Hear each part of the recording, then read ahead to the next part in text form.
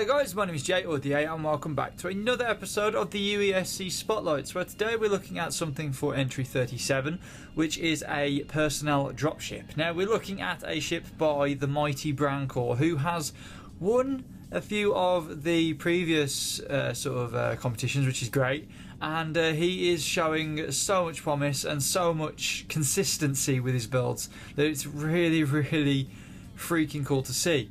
Now, what do we have here? We have the SSGL Wolpertinger. I hope I'm saying that right. I believe he's German.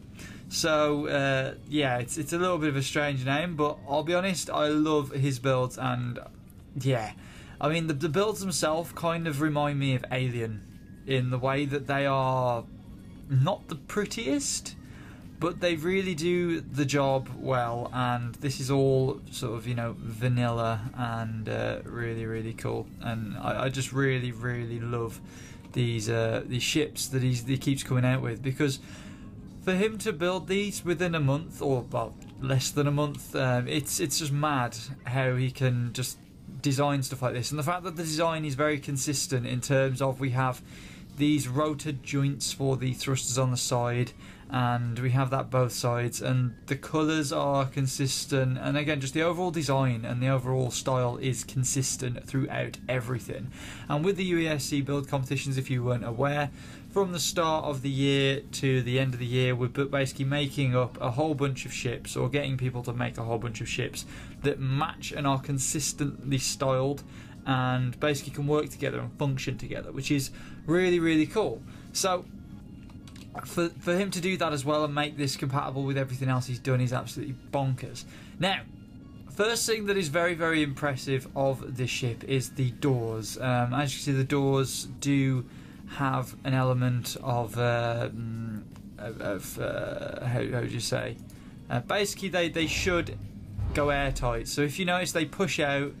This actually closes up, and then it pulls back in again. That is just so freaking cool. I'm not sure whether that has actually sealed or not. Let's have a look. If I can squeeze in. I don't think it has, or I think they may have sealed and then turned off. But either way, that is such a... I mean, look at the way the doors just work. Look at that consistency. That is the sort of thing I just would love to see on every last build, because just little things like that just make it so much cooler. All these moving parts, and it's just so cool. So let's just close the door from the outside. Now, as you can see, it swivels round, and these get brought back in together. Now, they don't actually sort of seal, they kind of do press together, but they don't actually seal. But he's done that probably just to make it so that you've got like this consistent seal around the door. So if we actually hit tab, we do have obviously gravity and oxygen because we're on a planet, but I'm hoping when we go up into space we should have oxygen in here. It should be oxygenated, but I don't think it will be. He's got oxygen things here, but I'm not sure whether those will work or not. So yeah, so this thing carries up to 20 passengers, which is absolutely bonkers and cool. We have a lovely sort of, I think this is like a navigator's chair. It's got the oxygen, the fuel, and the coordinate system, as well as the time and date, which is cool. And then we sort of just have this very large open area just built for, you know, just general, you know, just a space for loading people and equipment, which is nice. And we have lots and lots of storage up above, which is kind of nicely tucked away. And then, yeah, we've got spare batteries and stuff in the back. Now, on the front we have co-pilot, and we obviously have a pilot. We have this button here, which says the airtight button. Ooh. And it says, if you seal the door with this button, all groups on the ship will be deleted. This is a space engineer's bug. Just report it if it's annoying you. Okay. So basically, if we seal the doors, all the groups sort of disappear and get deleted. So this actually seals up this door, which what we'll do is we'll do it when we're in space and make sure that it works. And then of course it breaks everything, so we'll have to delete and renew, but we'll hopefully test out the rest of the ship before that. Now then, The ship itself, I don't know whether it's a bug on Space Engineers' part, but it's very, very floaty. I think he's just give it just enough thrust to get off the ground, which is nice in terms of atmospheric. And also the merge blocks sort of turn into the large ones, if you notice that. It's so strange. But yeah, if we hit P and we start taking off, if you notice, we're sort of just drifting around, which is... I really do like the way this thing flies. It's really smooth, I think is just the general best term for it. It's very, very, you know, just, again, smooth. And if we hit 6, we should engage the booster thrusters, which will get us off a planet, which is what it's designed for. It's off planet, on planet sort of stuff. So you want this ship to be able to take as many people as possible up and down and out of the atmosphere and back into the atmosphere and everything else. And this thing should be capable of doing that. So what we'll do is we'll start pulling away from this 40-kilometre planet now, which is it's doing pretty well. It's not losing any speed at all. Yeah, it's doing quite well. I do think it's a little bit too drifty at times, but I'm hoping that's just how how planets are handled with ships now. But yeah, it's quite smooth and nice, and we are just pushing out the atmosphere. We have done already, and we're out into space. We're literally out of gravity now, so we can slow it down, and we'll test out how well this thing slows down as well.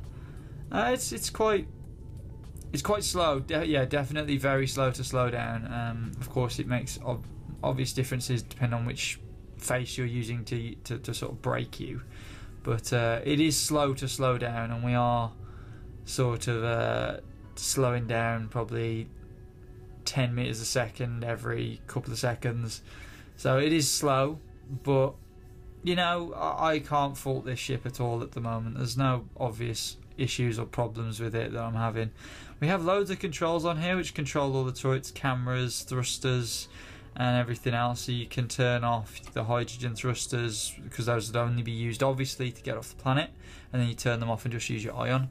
And then we've got all the other buttons, spotlights, we've got the landing gears and yada yada yada. So let's hop out. Oh, do we have... No, we don't have gravity obviously, because I'm just walking on the faces. Yeah, I always forget about the mag boots on here. So the doors should still work as normal, as cool as they ever are, which again, such a smooth thing that works all the time. And we'll close it back up again. Now what we want to do is we want to airtight the crap out of this. So if we press this button, we'll get a little bit of a jump. Whoa, whoa, what was that? Alright, so that's actually sealed up now. And do we have oxygen? Oh, so it's still actually saying we still have no O2, so it hasn't actually sealed up that well. I think there's still some gaps, but I'll be honest, the fact that he's oh, hang on. Wait a second. That should have sealed. Am I right? So if we do that again, bring them back in. Okay, so they like auto seal, but there is no oxygen. So it works to seal, but it doesn't actually oxygenate, which is a little bit sad. Either way, it works, but it doesn't work, which is a bit sad. I'm not sure whether I have block damage turned on or off, but yeah, it's actually got rid of everything on the ship, which is a bit crap. It's actually got rid of, if you actually look at all the groups of stuff, it's got rid of them all with that merging. So do really be wary of that, because the merging does get lost for your thrusters and stuff, so you'd have to reassign them every time it merged and remerged, which is kind of annoying, I guess, but I could deal with that. I could really deal with that, because this ship, in terms of the quality of its construction, is absolutely cracking. I'll be honest, I've got no real faults with it. It does what it does. It isn't the prettiest, but I'll be honest, not a lot of Mighty Brankor stuff has been very pretty, but it has always done the job fantastically well. and that is what we're after. You know, it's aesthetics, yes, but the fact that this thing works and it's the aesthetics of it are purely based on how it needs to work is completely fine with me. I prefer a ship that works to something that looks nice, but if it doesn't look nice and it doesn't work, then what's the point? So this, for something that works fantastically and doesn't look the prettiest, I would rate this highly. It's a really cool ship to play around with, and that system on the doors, I don't know whether it's been taken from somewhere else or whether it's his own original idea, but that is a really cool and nifty airlock procedure to have on the door, and it's just a really nice, complicated made simple solution, which is always appreciated. And being an engineer at IRL, I really appreciate shit like that. So that's great and that's awesome. Here we go.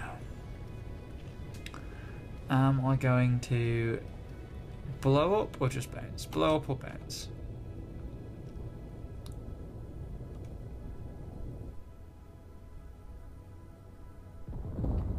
Blow up. Yep.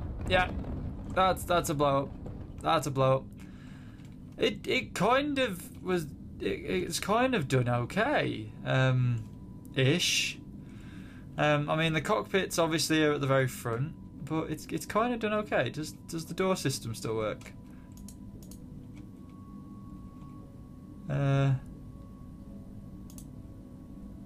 I think the door system is slightly screwed, but oh well.